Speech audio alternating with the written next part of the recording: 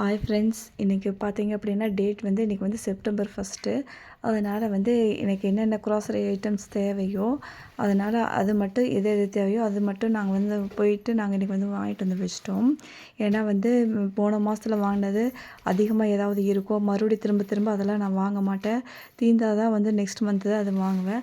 அதனால் வந்து எது எது வந்து தீர்ந்துருச்சோ அது மட்டும் தேவையானது மட்டும்தான் நாங்கள் வந்து இந்த மந்த்துக்கு வந்து செலக்ட் பண்ணி வாங்குவோம்.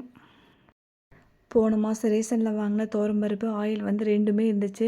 சரி அதெல்லாமே நம்ம எல்லாமே வந்து சம்பளம் எடுத்து எல்லாமே நம்ம வந்து ஸ்டோர் பண்ணி வச்சிடலாம் அப்படின்ட்டு அதை தான் பார்த்தீங்க அப்படின்னா நான் வந்து எடுத்து வச்சுட்ருந்தேன்.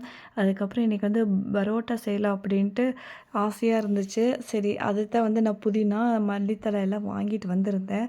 ஆனால் வந்து இன்றைக்கி செய்யறதுக்கு டைம் இல்லை.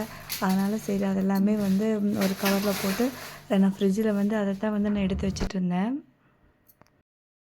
பூரி மாவு ஆல்ரெடி நான் வந்து பிசைஞ்சு வச்சுருந்தேன்.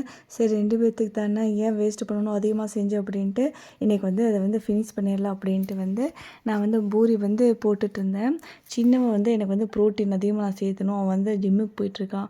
அதனால் வந்து நான் ப்ரோட்டீன் அதிகமாக எடுத்துக்கணும் அப்படின்னு சொல்லிவிட்டு அவன் வந்து ஒரு 2 நாளைக்கு ஒருக்கா வந்து சோயா வந்து வணக்கி வணக்கி சாப்பிடுவான். இன்றைக்கி வந்து பூரி கூட அவன் தான் வந்து அதை செஞ்சிட்ருந்தான்.